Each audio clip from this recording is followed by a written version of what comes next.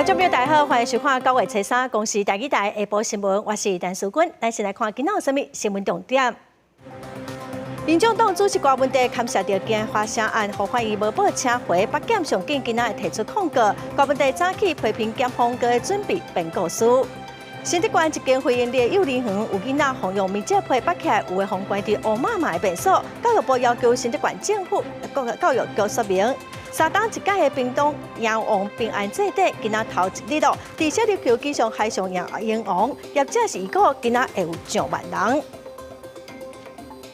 咱来看民众党的党主席郭文地金华城案的争议哦，虽然是无报车回，也毋过北检上警今仔就会来提出控告。今仔早起，郭文地伫接受访问的时是批评讲，检方嘅研究资料辩告书，佮指控民进党的政府是新党国体制。伊搁再强调讲哦，伊迄当时毋知影讲量积率是840%，也毋过前都委会委员詹公忠是表示讲。这案的利益是真侪，佮经过6党的审议，郭文地讲伊唔知影，这根本是杀责任。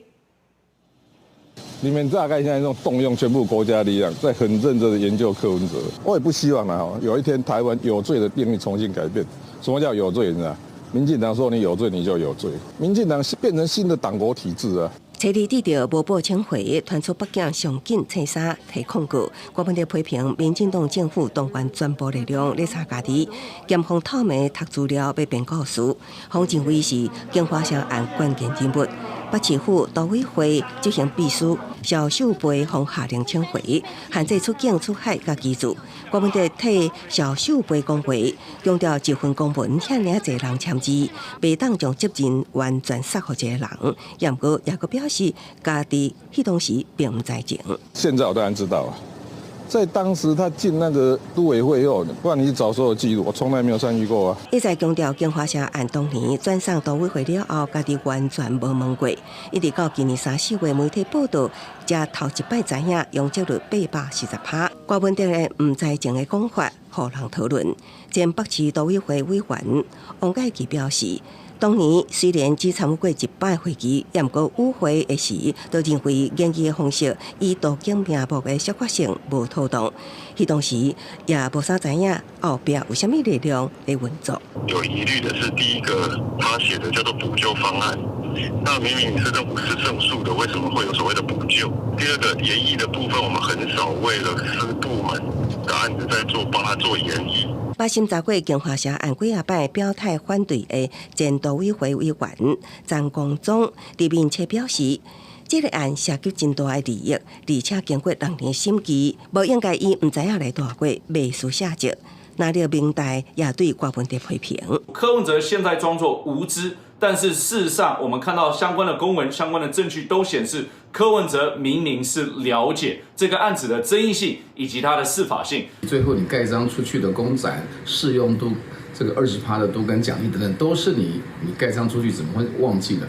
所以我觉得要有诚信呐，现在不可以耍皮耍赖到底哦。面对北检的提控告，郭文地有关强调家己清白。到时阵若8年发挥精彩，其一定上恐惊会阁引起攻防。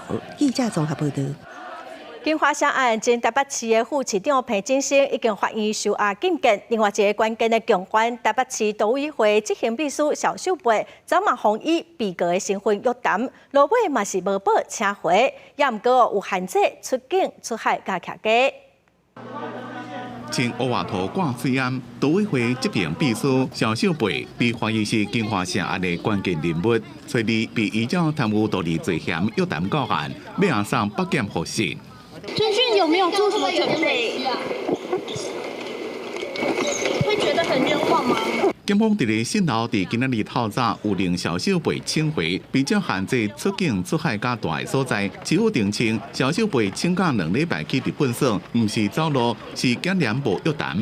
都委会讨论的过程中呢，就有委员提到说，难道我没有去在我的土地上，在60年代、70年代去盖建物，那我就失去了这个资格，所以就会有公平性的这个探讨。不伫咧镜头前接受访问的这位，就是由检方指控的对象肖秀培。台北市长蒋万安出理也讲，当年依照规定请假到9月初一，已经请警方处主动联络，将案状况。一切一定是事实到哪，我们就一定办到哪。那当然，如果后续整个案情的发展，我们会持续密切的关注。如果有起诉判刑确定，就会依照违反都市计划法来要求停工。讲入去金华城案内，也有前台北市副市长平正新发现开庭了裁定羁押禁见，从透早4点外送台北看守所。我们蛮讶异这个结果的，我们会看告。洪富身体状况跟他心情，他可能自己也蛮讶异的这个结果，对。他身体状况，身体状况。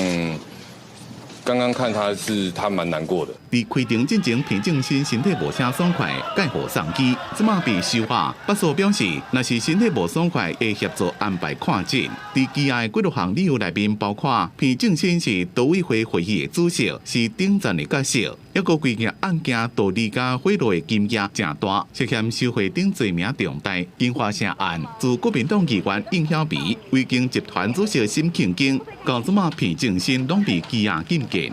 正伫咧改建的金华城，外界也关心是毋是先停工。周万安表示，伫咧起诉判决确定了，才会依法要求停工。记者综合报道。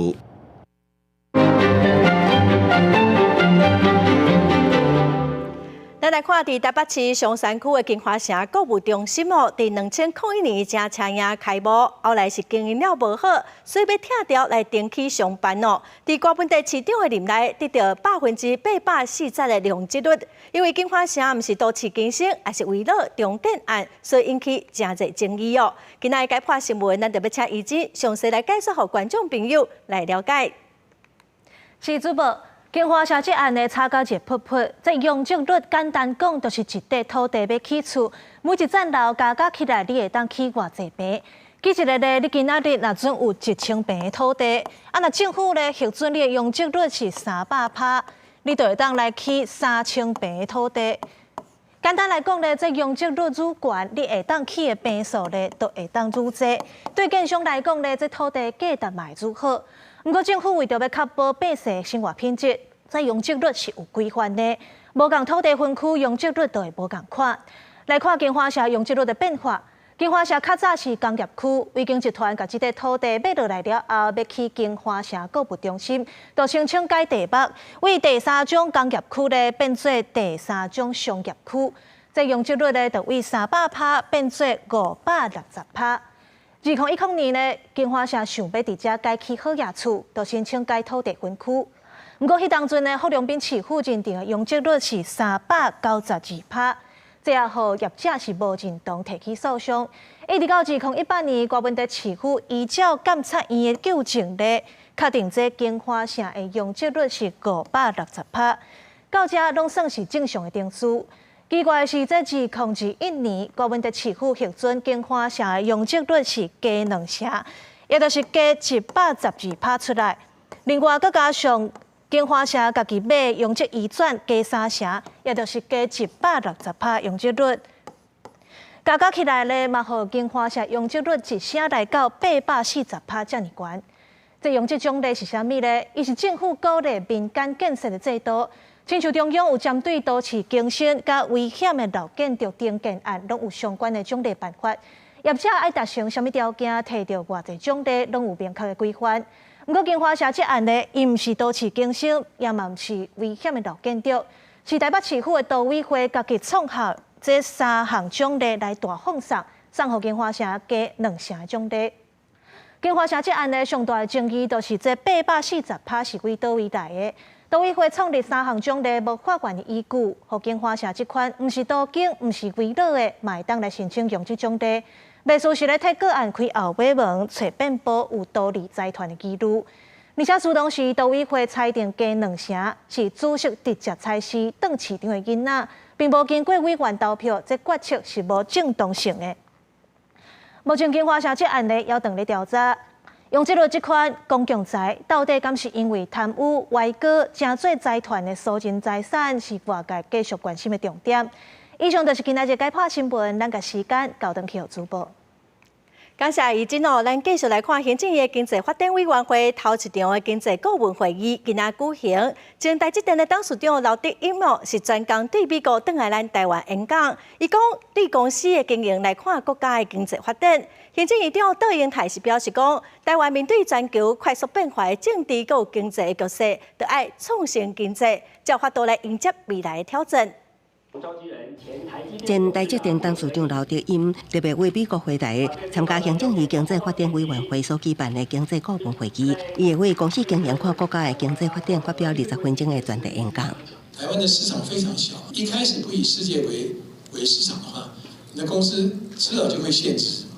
台湾很多公司限制住。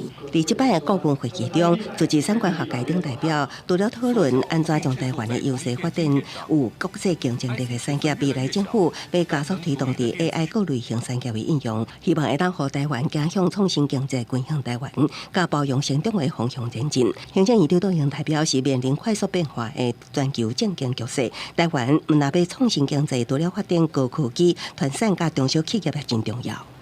我们要把传承跟中小微企业帮助他们，也能够进入到近邻跟数位转型的双轴转型时代。所以我们训练更多的 AI 人才进去协助他们。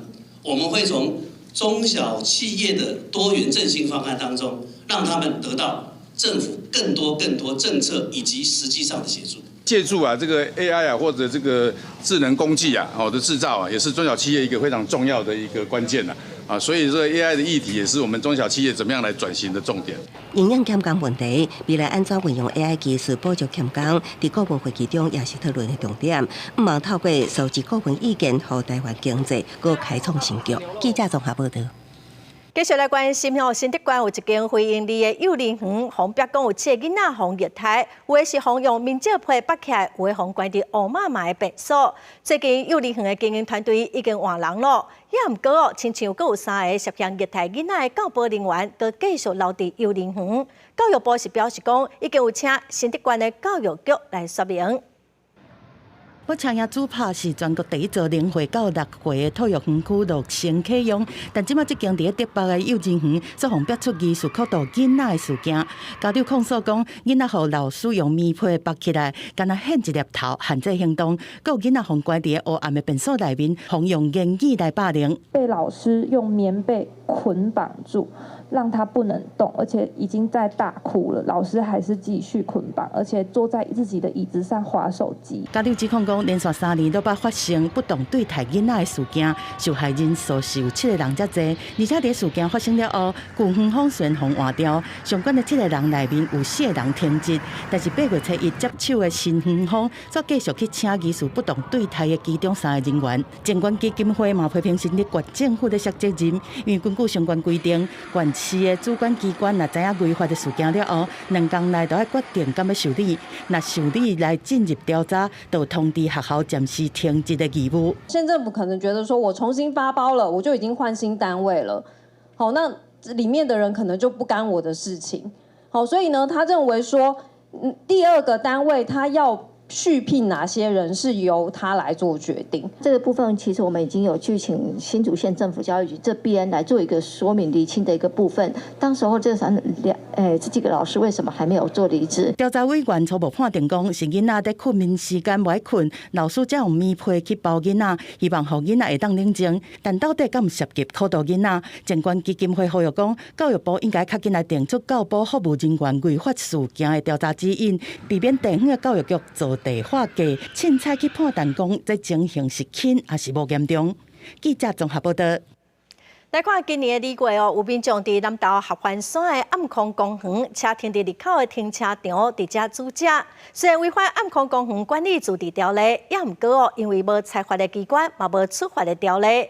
南投县政府最近就修订驻地条例，民众若违规，就会当上济罚3000块咯。发财车驶过停车场，车后道拍开就开始阻止，管理员出面口劝，诉求民众呛声。这代志是发生伫今年2月，南投合欢山暗空公园入口的停车场。不过因为当地毋是泰鲁国家公园，甲林业署南投分署所管的，最后竟然无主管机关佮条款通甲罚。南投县府决定要修改暗空公园管理自治条例，定出上重会当罚3000块，而且违规一届会得罚一届。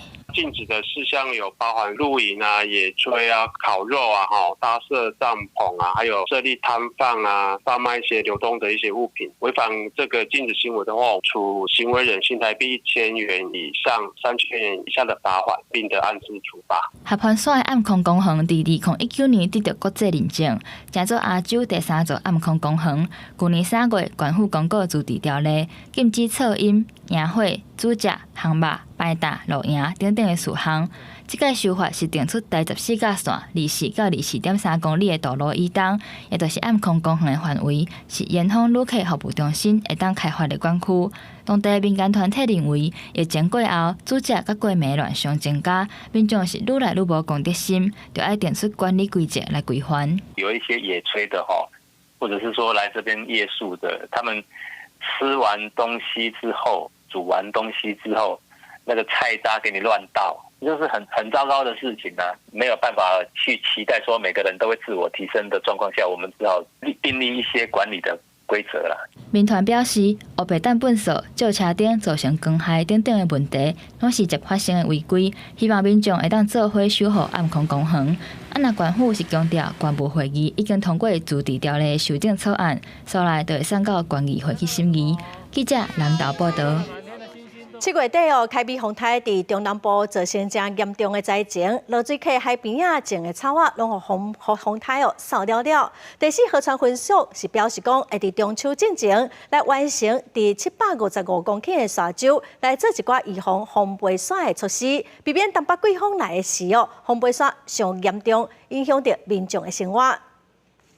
云林西里大桥下骹两边原本雨大水冲甲春沙土的所在，即马拢铺稻草起哩，要避免东北季风来的时引起风背沙。7月底，凯美风台扫过落水溪樱花村沙土的所在，为99公顷增加到849公顷。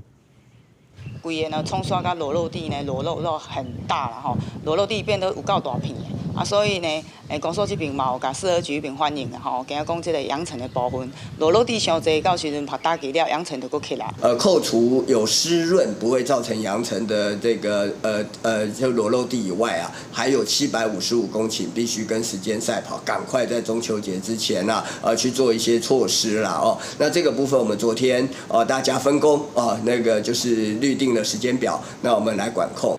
4号分署表示，风背山防治范围为中沙大桥到出海口长差不多25公里，会分5区来做，包括用石木做600公顷，用水做109公顷，其他的是46公顷。有环保团体讲，要用什么石木来做，会当搁讨论，避免像这届凯美风台中华沿海蚵仔病和瓜芒坎条强被害了了。因为要顾及扬尘，所以要绿覆盖嘛，就是要有更多的绿色植物来覆盖，就不会有扬尘。但是因为植物反而长得很茂盛之后，这次台风就吹到海边，它可以选择比较，例如冰水菜，冰水菜它是一种比较软的，它泡久了会软烂。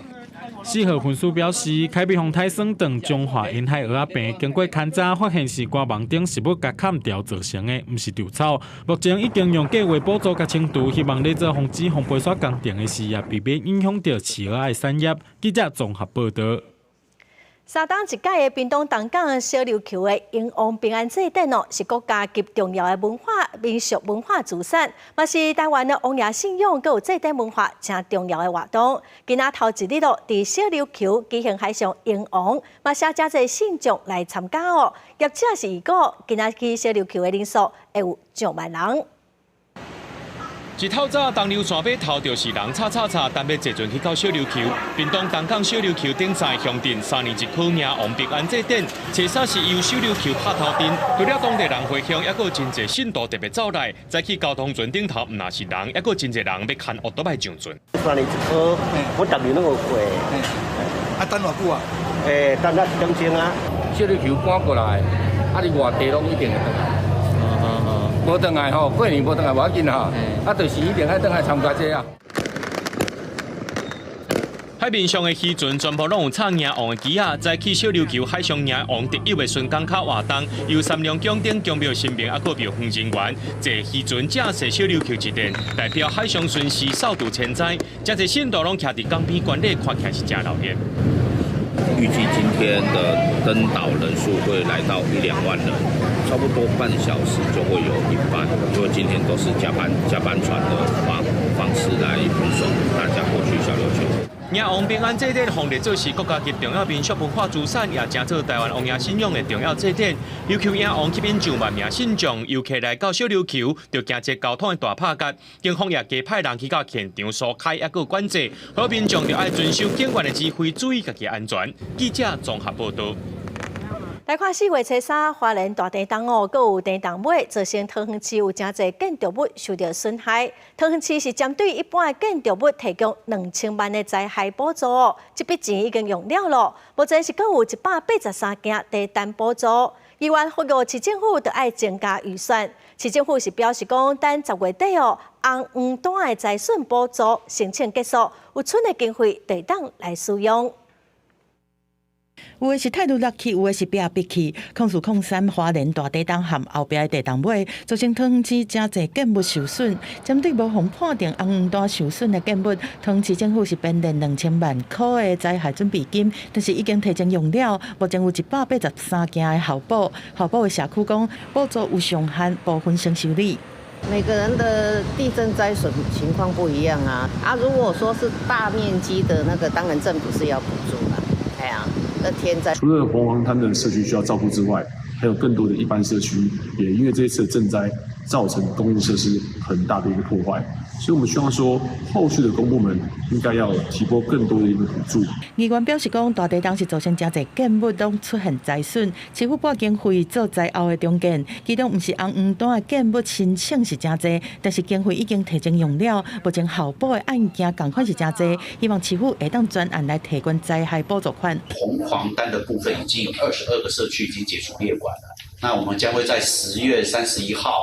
受理截止后，针对红黄单的那个部分，如果经费还有余裕，我们将会拿来挹注后补的这一些社区。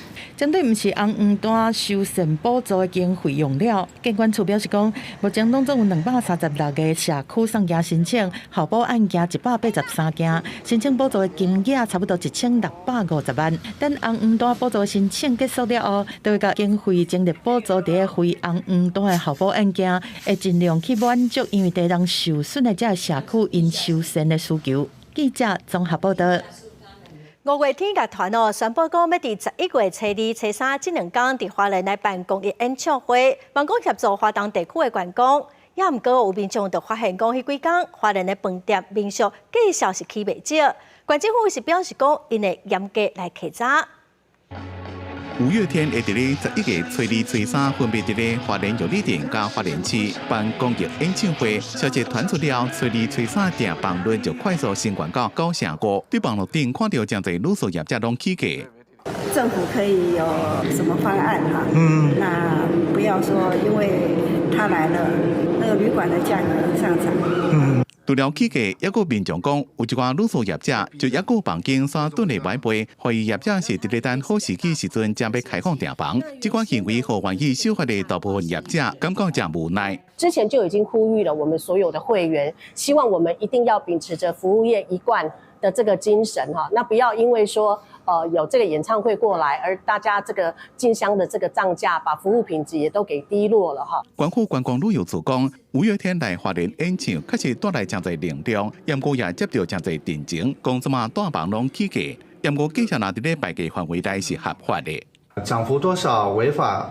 这件事情基本上当时候在设定这个旅宿的时候，他们就已经有报给中央观光署，就已经有一个最高的价格的顶点，那它绝对不能够超过那个顶点。关府强调，举办若超过牌价，将会依照违反旅游业管理规则第21条的规定，处1万块到5万块的罚款。已经派人加强稽查不当起价加囤房买卖的情形。记者综合报道。来看去年上路的国民法官的新制度实施的头一档全台湾都有108件，已经有16件结案了。也毋过有民间团体是质疑讲，这甲司法院本地预期一档有300件，佮差真侪。民间团体嘛指出讲，即马政府一档是编3亿外预算，平均一案就爱开2400万。国民法官的成本是真悬。也毋过，司法院是强调讲，经费拢用伫设备、法治教育的宣传等等，绝对无浪费。双手风扣起来，细老的年母姊妹啊，一前一后行路车，涉嫌甲一岁查某囡仔凯凯苦毒致死。经过检方起诉了后，会互国民法官做伙来参加审判。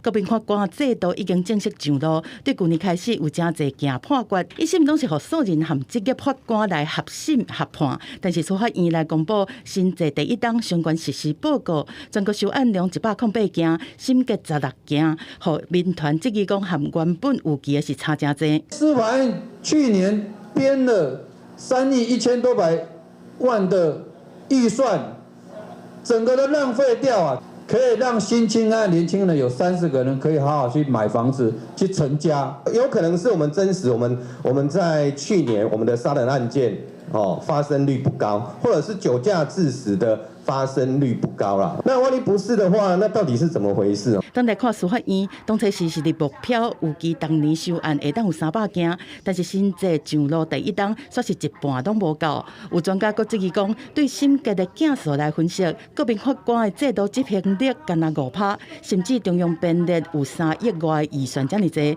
答案的平均成本要2400万，大卖官方资源的分配是无合理。经费的编列还有执行，除了国民法官案件之外，一般的刑事案件也可以使用国民法官的法庭硬体，还有科技设备。同时也可以作为模拟法庭以及法律戏剧借用拍摄等多功多元的使用效能。面对民团的指控，司法院回应讲，和去年比起来，今年到8月底收案量已经有109件，执行率嘛有起哩。相关经费的使用，包括法治教育的宣传、模拟法庭的演练和各项硬体这设备，因为法律的义务已经正省的使用，并无浪费公家钱。记者综合报道。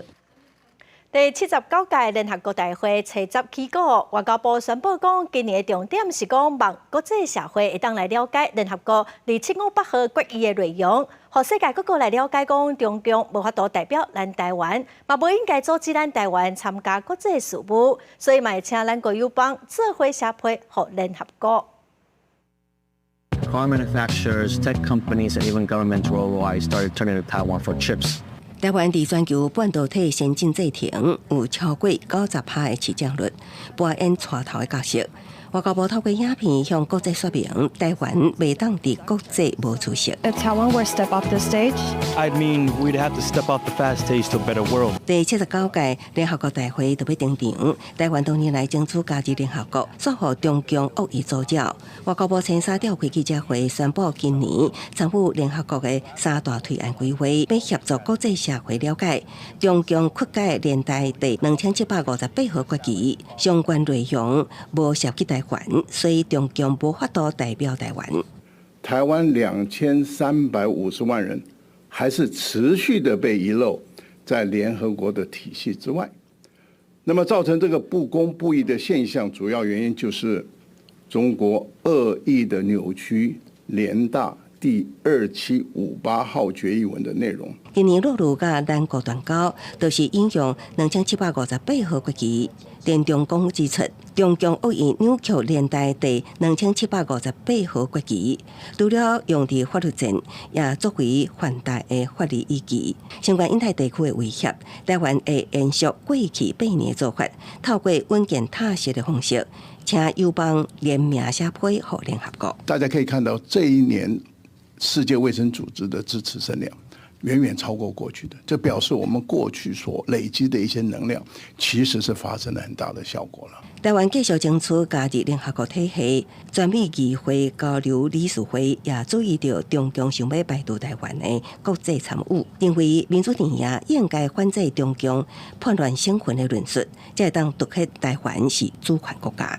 记者综合报道。来看外交部统计哦，去年计共是办350多万本的护照，今年到7月底嘛已经办189万本咯。为着让民众办护照愈有效率咯，外交部今仔推出有条件线顶申请换护照的试办服务，咱做伙来了解。去年疫情了，真侪人出国，真侪民众拢要去申办或者是换护照，和外交部领务局逐工拢排甲落长。相关厂一工收件要到15000件的记录。而这么普通时的时间已经无需要排队，而且外交部也已经宣布要启动试办有条件式的线上新换护照服务，来改善民众等待进行。透过线上这个申办，那也要有自然人的凭证。我们也希望电子化的政府。这个 AI 政府的落实也在这一个护照的申办上面。外交部指出，只要年满18岁个人符合到住伫咧国内，而且有户籍，持有的护照过期，10年内无护照拍无去的记录，护照资料也无需要变更，抑个无涉及到各类签证加签等5项条件，就让家己使用自然人凭证伫线上新换护照。14个工作日了，这个早身份证加收据到领务局或者是外交部各办事处来领。因过伫初期规划，每工是限额受理，就会看情形慢慢增加名额。限额目前来讲，一天大概是400到500，全国我们是蛮有信心，在11月、12月左右应该会全面性的来开放。外交部表示，目前伫全国有300万人有自然人凭证。以后估计每年会当有20到30万的民众伫这个平台新换护照。在领取护照的时候来现场就行，其他全部都是线上作业。那当然比起来的话，当然是相对方便许多。我本人是住树林那边，对，这样子就要跑很远，就要跑大概40-50分钟，这样可以省很多时间。年轻人会线上换，他们比较方便啊。我们年纪大了，黑拢袂晓啊。因啊，大家所关心的外交部长林佳龙，最近常常无伫咧国内，是毋是伫咧为赖总统出访行程伫咧探路？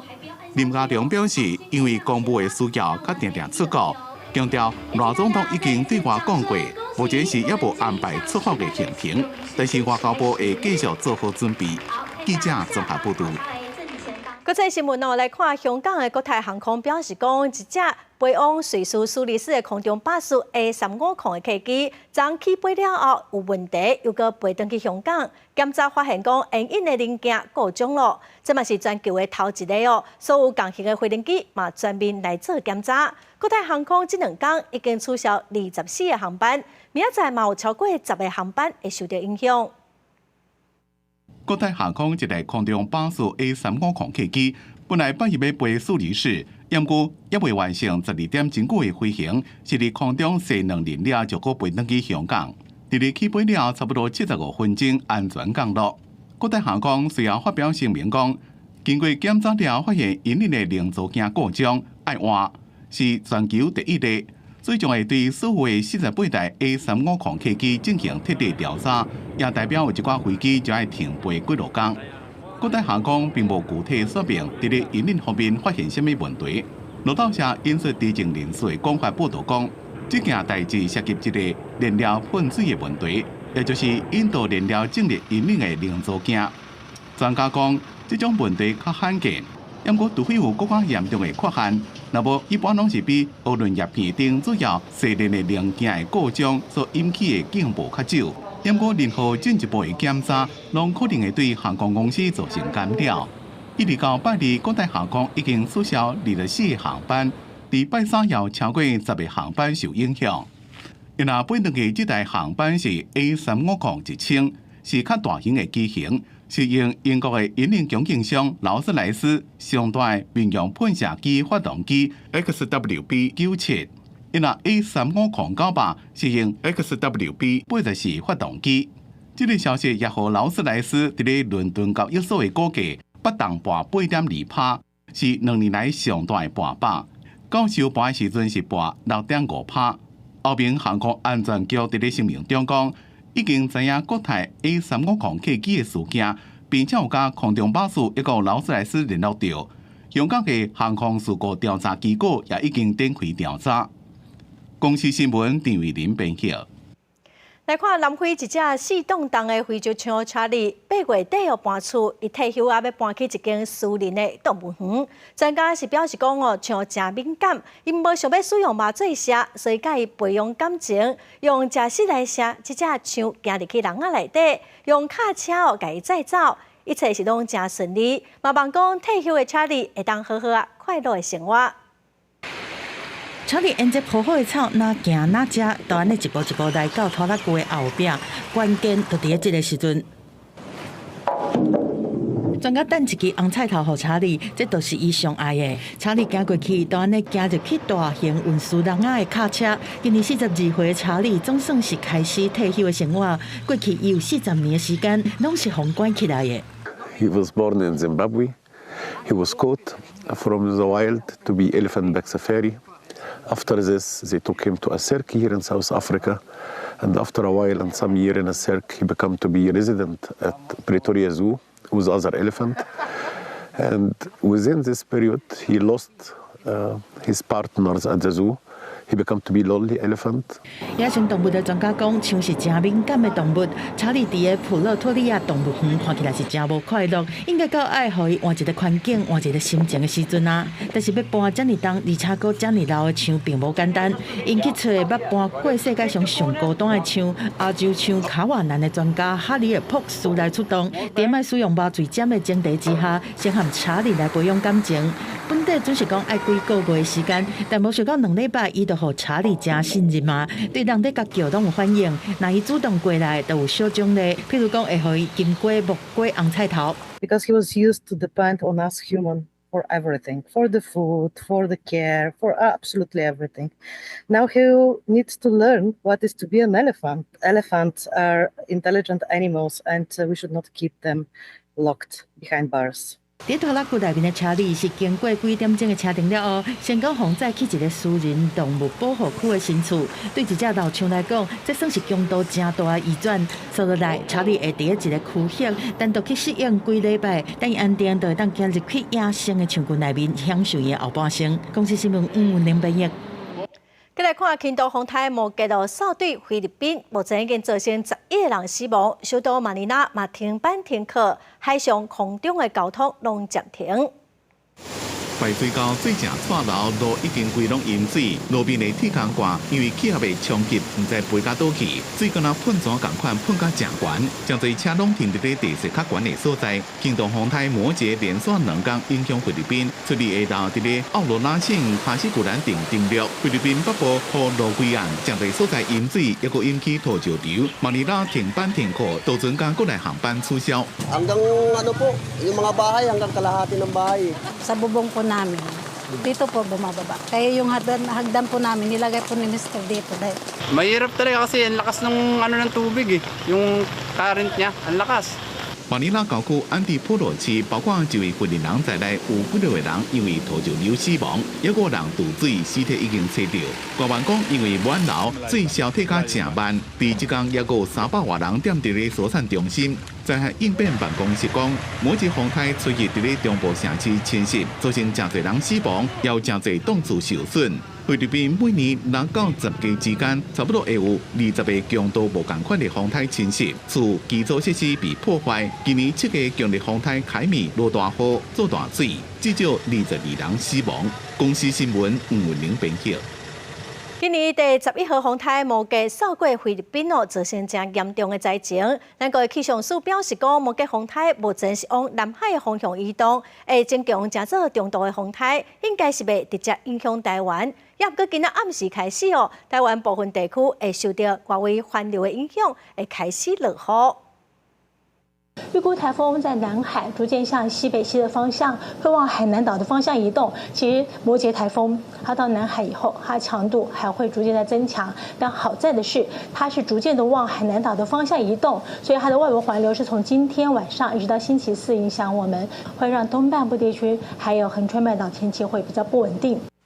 气象署表示讲，风台外围环流暗时会开始影响咱台湾，包括基隆、北海岸、大台北，各有东部地区，各有恒春半岛局部会落短暂阵雨。因为外围丁感作用，天气拢真烧热。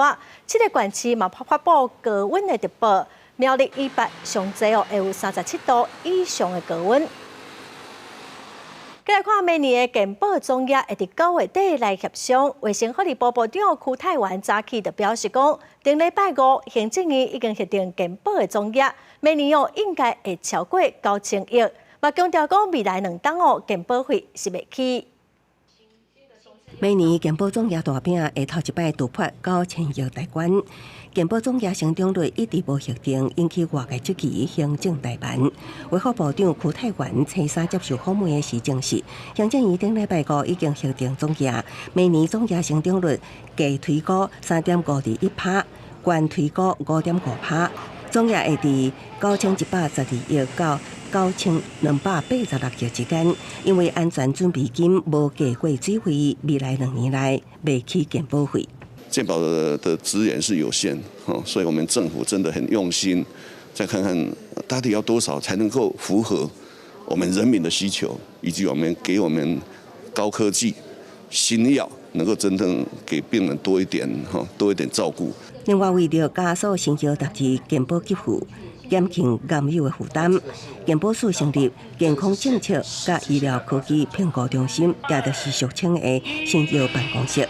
为今年元旦起正式运作，包括注册健保暂时性支付专款、扩大新药甲新医疗科技的预算，以及推动平行送审机制等等。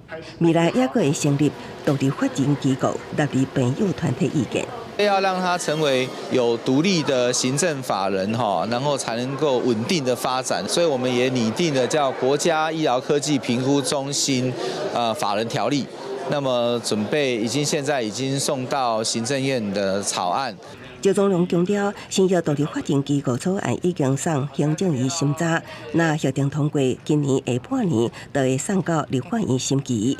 另外，健保总额行政院协定了后，依法会送到健保会，预计9月底由健保会委员进行协商。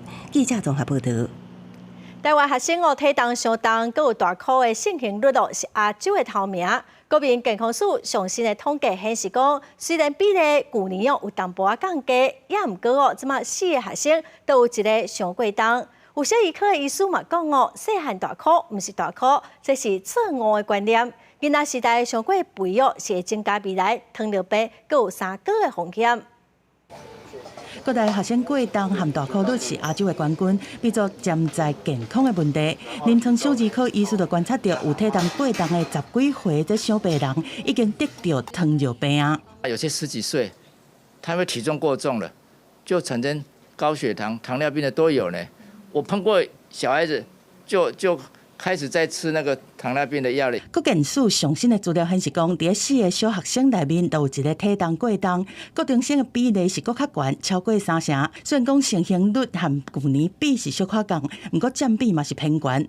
国健署提醒讲，歹的生活习惯是造成过重和大考的原因之一，提醒家长袂当阁有细汉大考，毋是大考的迷思。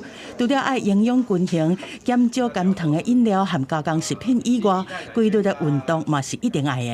建议学童每天累积60分钟的中度身体活动那每周希望累积能够达到420分钟。那借由这个规律的运动的维持，能够来促进儿童的一个健康。如果可以的话，尽量可以在家里煮到1到2餐。在选择上的话，可能就是以原态食物为佳。民间团体嘛呼吁讲，最近几年营养中倒顿为着要配合学生的胃口，而且是以品减量做导向，有当时会出现肉伤多、菜伤少的状况。学校嘛应该严加把关，以均衡的饮食做中餐第一重要的原则。记者综合报道。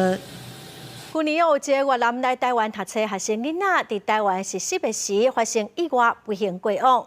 监察院调查指出，讲教育部无确实保障实习生的权益。校外实习专法的草案，2017年就提出了，到大阁还未完成立法。监察院今仔嘛对教育部提出纠正。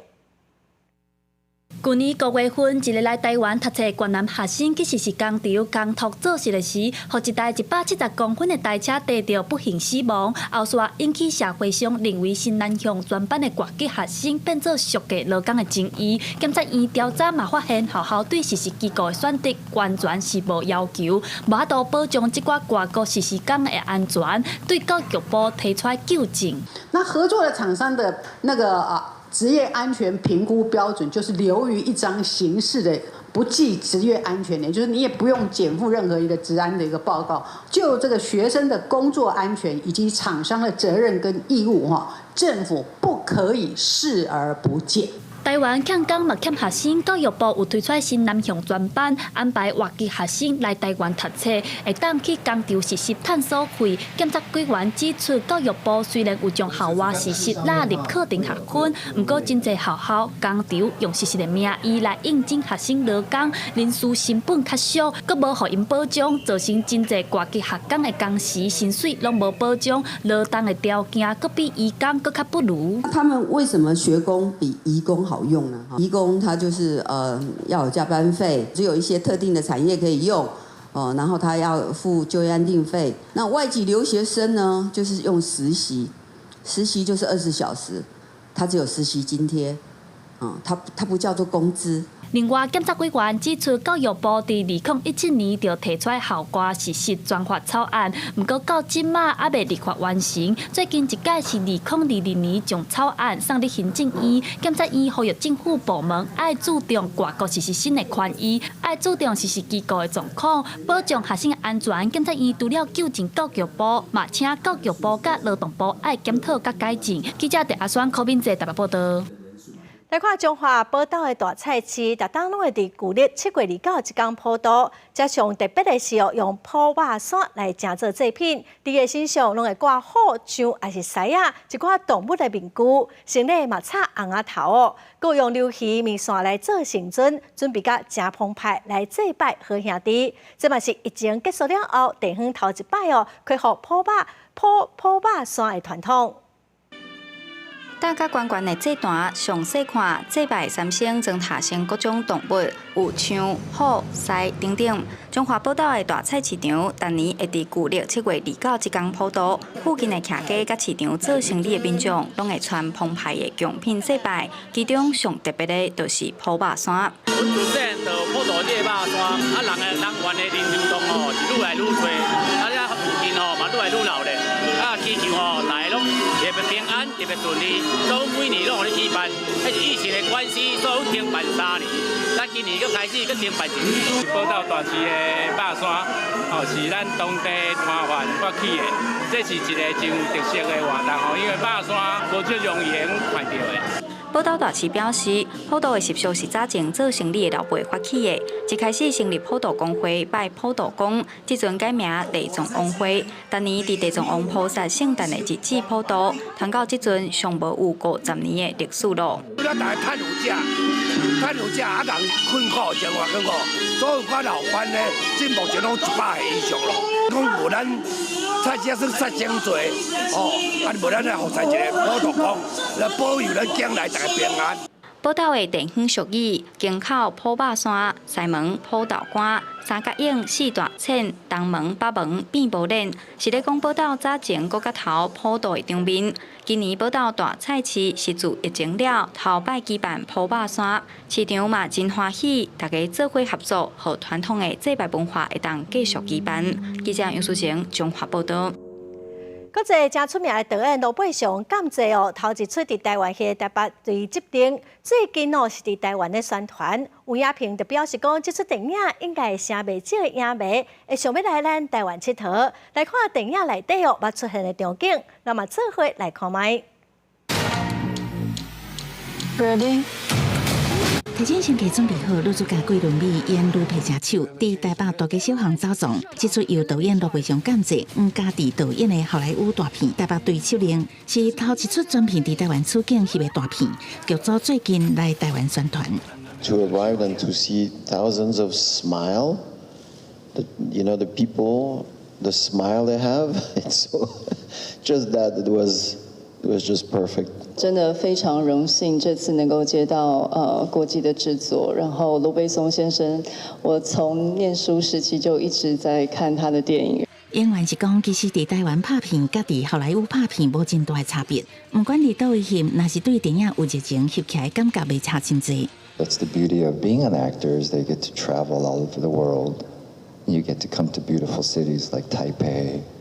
And work with an international crew. I have many, many fond memories of my time there.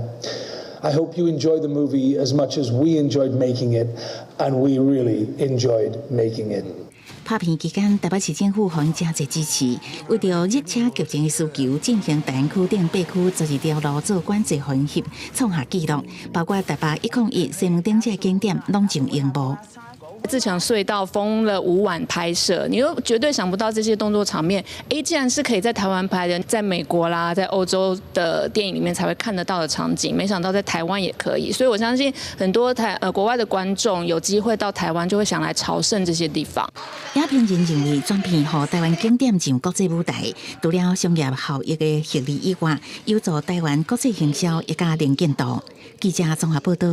体操选手邓家宏去年2月阿基里斯腱长期伫台师大运动科学团队佮有医疗团队的协助，需用半冬的时间，就伫巴黎奥运男子单杠摕到铜牌实在是真无简单。邓家宏甲教练洪世航今仔是表示讲，因准备要开始来进行新动作，鸟跳900度的训练咯。台师大推出体能训练甲伤害防护学程，巴黎奥运男子单杠铜牌邓家宏是出现记者会，因为去年2月阿基里斯腱断去，男士学校运科团队来到3工，结合医疗团队，无遐尼紧会当来比赛。脚的监控、疲劳的监控，那包括说脚的肌力的恢复过程中一直在做的事情。清代仪器掌握逐工身体的状况、监控疲劳的状况，透过监测器来分析动作，进行科学训练。邓家宏是按照规划一步一步登去比赛场，佮摕到奥运的铜牌。教练讲，运科互徒弟维持一定的水准。鸟跳500是成功率增加时阵，两个人就做伙讨论要挑战鸟跳900。他当时也有去提到说，猫跳900的时候，我们是开玩笑，你要不要干脆飞到月球算了？因为这动作上体操本来就是这样，就是说，在环境啊、教练啊、同侪啦。这一些都就定位的情况之下，再来就是看家宏有没有这个天赋。在讨论的过程中，也想了很多，跟老师讨论了很多技术这样子。那也觉得说这个方向是可以挑战看看的这样。加设一练360度，速度要较紧的。射嘛要较紧，更加需要运科精准来协助降低风险。而后一届奥运，邓家宏来恢复挑战全能。教练强调，会伫咧新的规则来做好规划，体能、生理、技术的监控也是真重要，才会当继续来创造好的成绩。记者综合报道。下晡的天气，咱来看各县市详细资料。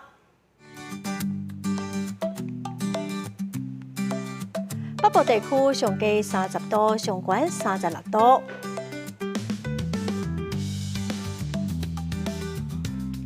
中部地区上低30度，上悬35度；南部地区上低30度，上悬36度；